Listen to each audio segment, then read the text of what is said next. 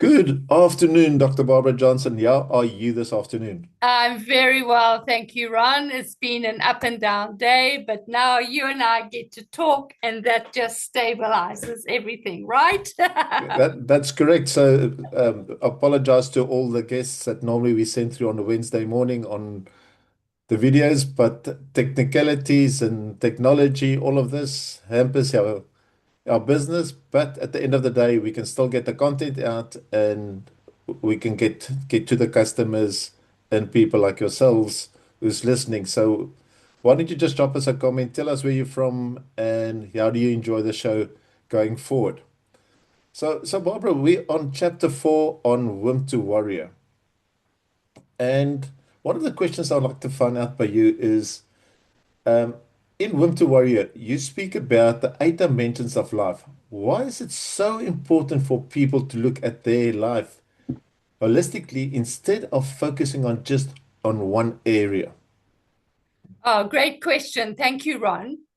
So, Wimp to Warrior is about the 8 dimensions of life, and chapter 4 follows on from the 8 dimensions of life questionnaire, which is the wellness assessment across 8 dimensions. And whilst chapter 4 covers all of the 8 dimensions, given our time restraint today, we will just go very briefly into the first three, which is the emotions, which is the mindset, and which is the body. So, yes, Ron, this is what the 8 dimensions looks like. The 8 dimensions is a simple circle of the whole human being. What makes this so unique in this book, The Wimp to Warrior, is that it is inclusive of how we find meaning, how we find purpose, and how we find fulfillment in each of those 8 dimensions. So we have to see our lives in context of the whole. Fixing one problem in one area is not sufficient because everything is integrated. Our finances, for instance, one of the 8 dimensions from the perspective of energy and currency, is impacting and impacted by our emotions, by the way we feel, by the way we think about money, our relationship with money, for instance. So nothing is in isolation, everything is interconnected. Where we're unstable, one area of instability very often, mostly in our lives, is finance, is our currencies. So if we have an imbalance, we have to just stop and breathe and take a moment to find our whole life alignment. And as always, I always come back to the journaling. It is in the journaling, Ron, that we get to feel and we get to think and we get to understand what's happening in our body so that we can come to the problem with the perspective of, okay, so what is it that I'm actually feeling, thinking, and incorporating in my body? What is it that is percolating? What is it that I'm not seeing? What is it that is waiting for an opportunity to arrive so it can show up? And that's why the journaling is so important, because it gives us a landing place for those feelings, for that percolation, for that energy that's being trapped in our bodies. And Barbara, it's quite interesting that you mentioned just the journaling. It's and I just listen to a lot of people says you have to have goals, you have to do put a roadmap together. And everybody says, yeah, I've got my goals. Have you written it down? No, it's in my head. Yeah.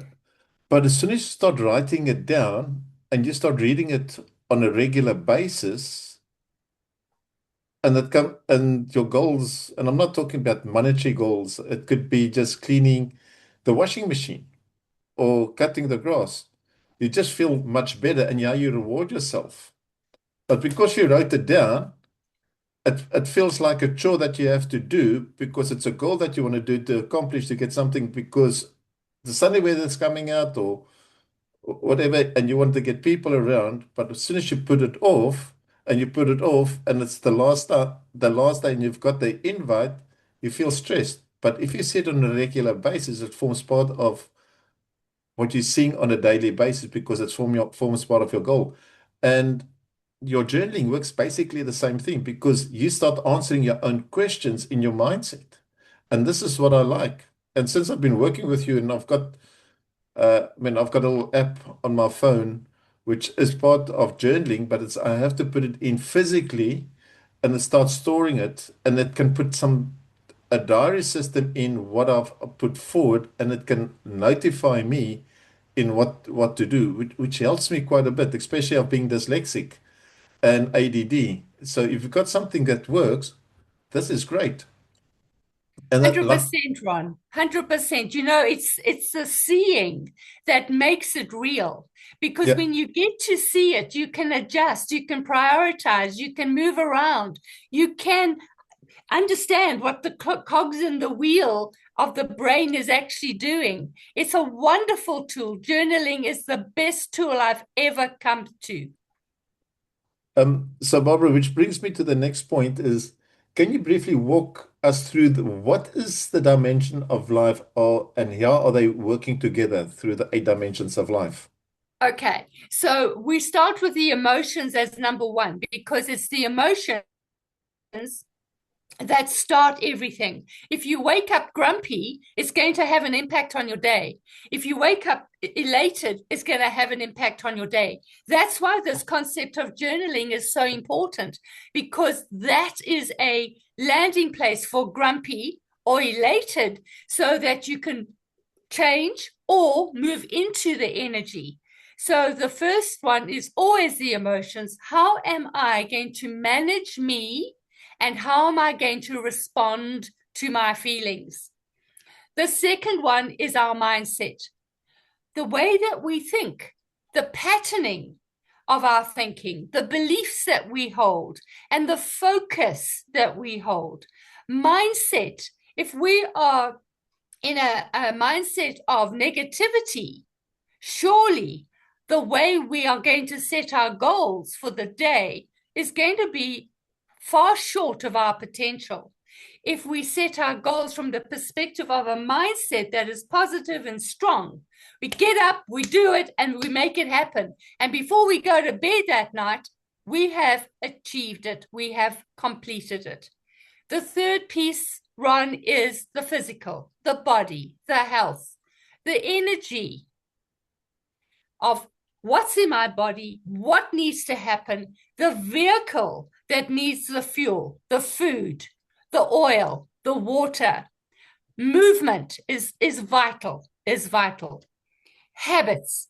The number fourth one is habits, our daily routines of looking after ourselves and our daily reflections, our daily methods of operation, our daily calls, our daily interaction with clients, our bread and butter, if you will, of how we do life.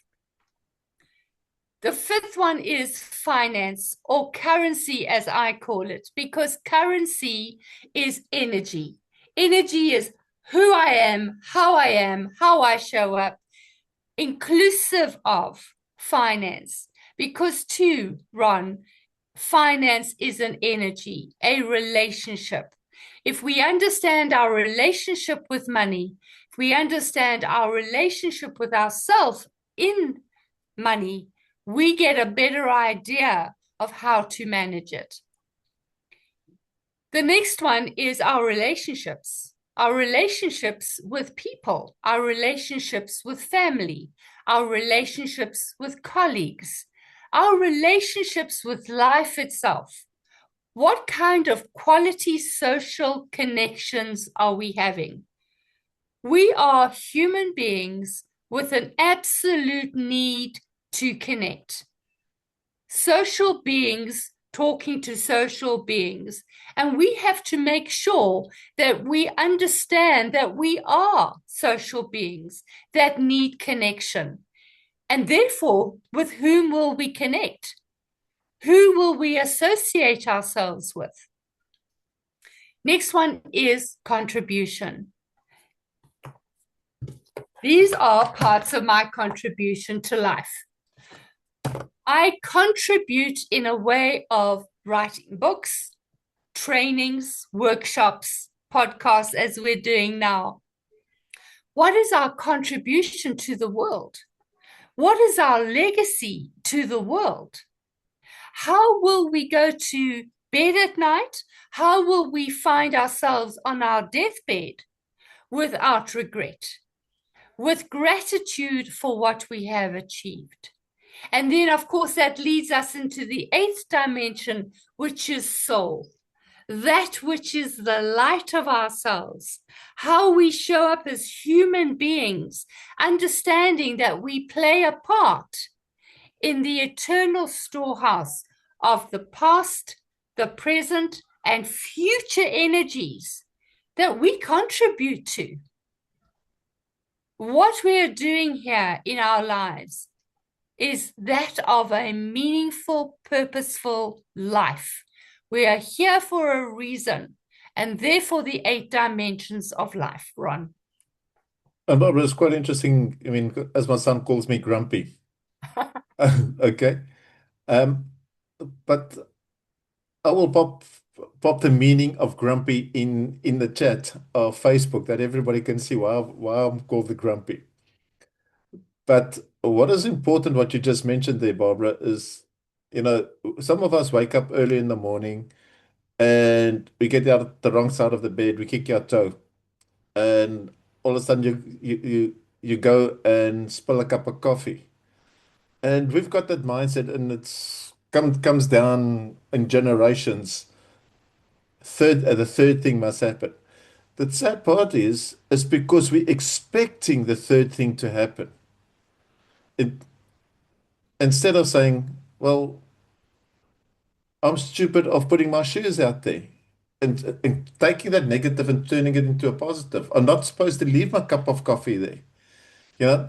So through that you create that mindset of not having a bad day, but converting what has happened into something good by creating positive energy. That the third thing doesn't have to happen. But if you're going to go through life and say, waiting for the third thing, that's where it comes in. And that's why it's so important with the journaling going forward. I have a little trick for you about that third thing. Yeah, If I have noticed that number one and number two have happened, I say out loud, break a match. Because in my experience is if I literally physically break a match, or even if I just say break a match, it is breaking the pattern. It's bringing consciousness into the moment. It's taking responsibility right here, right now. yeah, No number three. yeah. So, question three, which of the eight dimensions do people tend to neglect the most, and what impact does it have on their overall life? um, I think probably the deepest one is that of contribution. I think that the most surface one is that of mindset. I don't think we give ourselves enough time to think. I don't think we give ourselves enough time to ask ourselves the questions. Why am I grumpy? What's happening? What's percolating? You see, Ron, I don't think it's a matter of our motivation as human beings. I think it is our alignment as human beings that causes the problem. And our grumpy or dissatisfied, our frustration, addiction, aggression, anxiety comes from a place that we are not aligned internally. Happiness, Ron, comes from inside of us. It is not an external thing. We have to create happiness. We have to create from a stance of responsibility and choice, a core resilience in life. If we do not stand on our own 2 feet strongly, knowing that we can, we end up falling by the wayside, by the wind of society, blowing us from one side to another. If we do not know our values and have a code of honor and be aligned in ourselves, we lose ourselves. We have to give ourselves time to think. And on that note, when we ask people questions, we have to give them time to think because our society is so fast, so busy, so chaotic that time to think, again, journaling, we have to find a space for thinking so that by the time we get into our full experience of humanity, our contribution to life, our richness of our souls can actually materialize. And this is what's so important about chapter 4 is if you don't use it as an educational tool and go back to it and figure out the questionnaire, because that questionnaire will change weekly, it can change daily, it can change monthly, because it's how your circumstances change. And that's what's so important about this book. It's not a book to read, it's a book to study and to learn. And with that, you have to have another book out there, which is your journaling, because you can start working out what is the best option for me. I mean, as I said, I'm the me, myself, I. I'm the person that's going to change the direction. But the sad part is we lend our ear out to so many people at the end of the day. And I mean, as you know, in the book, my testimonial speaks about it. How I've lent my ear out to others because I try to help other people, but not helping myself. And this is what I want to bring to what's quite interesting. I was listening to Tony Robbins,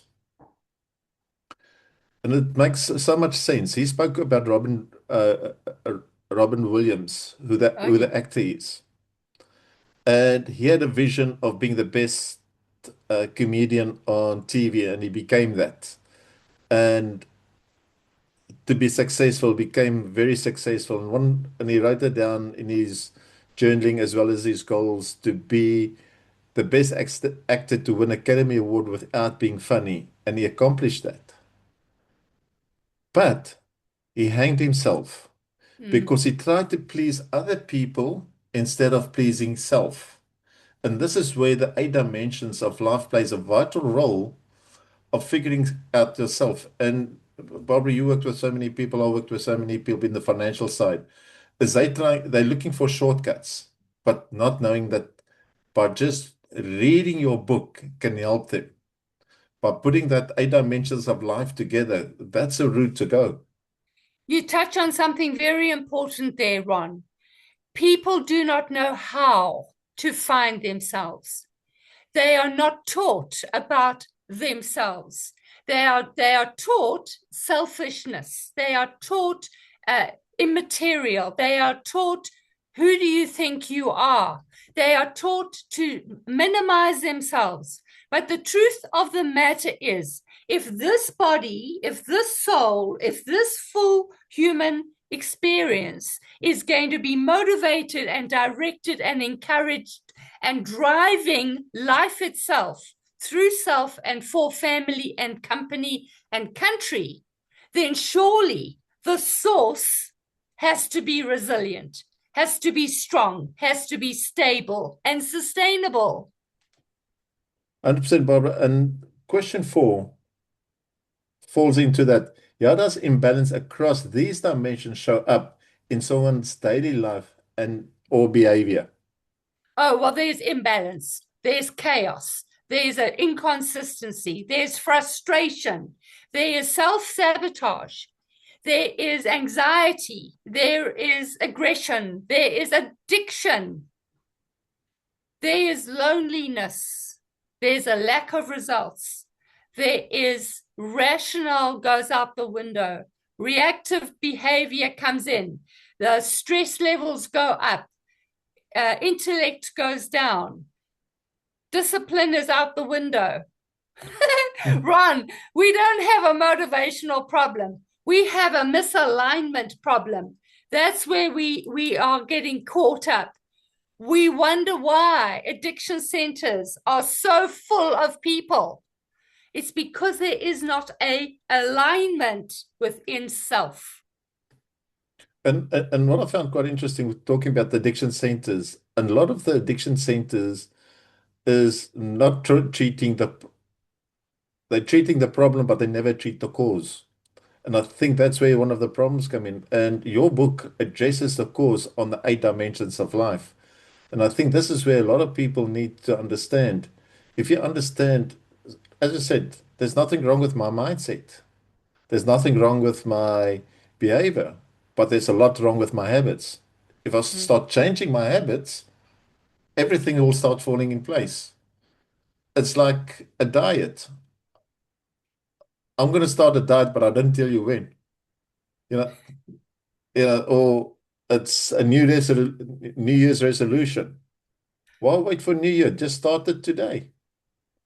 You don't have to put something in. If you don't feel good and you start having sugar and stuff like that, I mean, I'm talking about myself. I know if I'm going to have a beer, my sciatica is going to be inflamed because of the inflammation.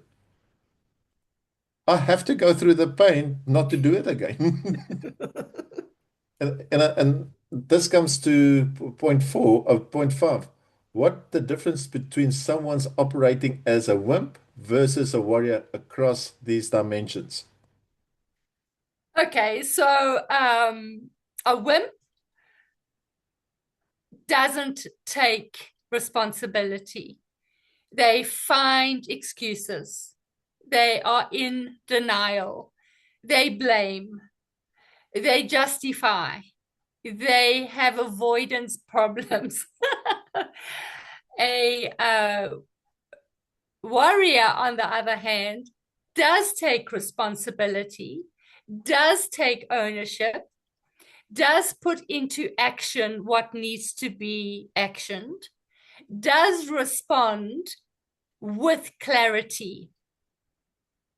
A wimp doesn't know what to do. A warrior does know what to do. A wimp doesn't do anything. A warrior does a whole lot and follows through. They are accountable, not perfect, but they get things started, work in progress, and they get things moving. And what I found quite interesting what you just said there, and I was just thinking about the wimp versus a warrior. And I think the key problem is a lot of us might have grown up as a wimp because of the situation. But the key comes in, like for instance, every Friday morning, you and I an accountability partnership to figure out what your wins and challenges are. So it doesn't matter if you're a wimp or the warrior. Find an accountability partner that you can work with. But, to work with somebody that's better than you in the industry you're in that you want to go into, all of a sudden that wimp will become the warrior. It will change a lot of things by applying the 8 dimensions.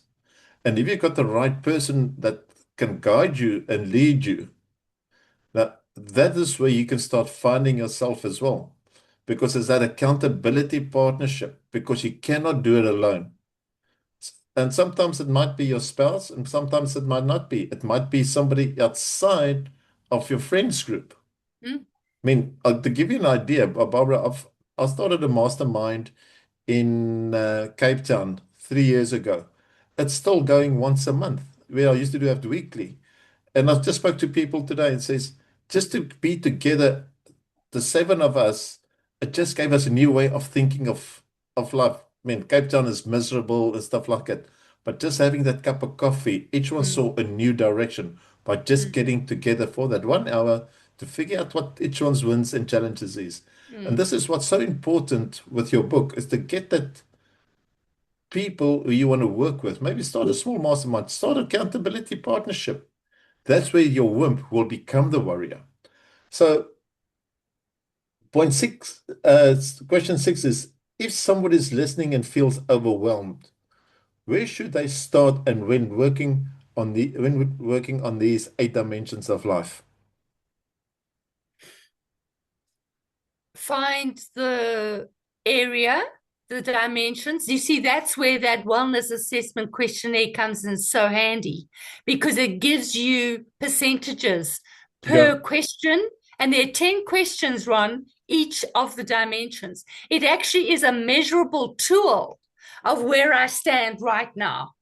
yeah, So the questionnaire is absolutely awesome. My suggestion is anybody wanting that questionnaire can have a conversation with me. They can email me or they can cell phone text me, and we can have a conversation about getting that questionnaire to them. But we have to start somewhere. We have to make a decision to start. And you know, the thing is, Ron, when we just start, as scary as it can be, as frightening as our body takes it up, just the fact that we have started a process makes us think about the process, makes us do something about the process. It makes us feel like we are more in control than in the chaos of not doing anything. Scary comes with new territory. That's just the matter of the fact. We have to get comfortable in the uncomfortable of change. We have to make a start. And in the start, we will be amazed as to what shows up. Because when you are transparent, when you are open and vulnerable, when you even have to ask for help, you get a chance to start something different. Why? Because when we start something different, we're looking for a new goal. We're looking for something more about what can work in our lives rather than more of what is not working in our lives. Taking a stance of action gives us control, responsibility, and warriorship. and Barbara, and the word is basically start. Yes. And and one of the big things that people is very concerned about is fear. And fear stands for false evidence appearing real. Yeah, or worry. 98% of worry has never happened. Yeah. But with your book, by applying the 8 dimensions and using that questionnaire, you can figure it out for yourself. But as Barbara said, the link will be below. Barbara's WhatsApp number will be there. Give her a WhatsApp, email her. Her books are on Amazon. You'll have the links on there.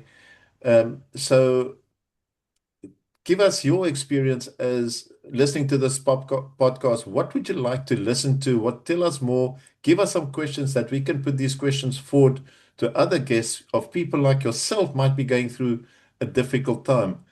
It might be habits, it might be a mindset, it might be whatever. Read chapter 4 in the book, download the book, or not download the book, get the book from Amazon, read through it, and give us your opinion. So, Barbara, thank you very much. And let's touch base next week, Wednesday. Hopefully, it'll be in the morning again. And and let's take it from there. So, thanks for a Super. great show and have an awesome evening. Thank you, Ron. Goodbye, goodbye, goodbye. Okay.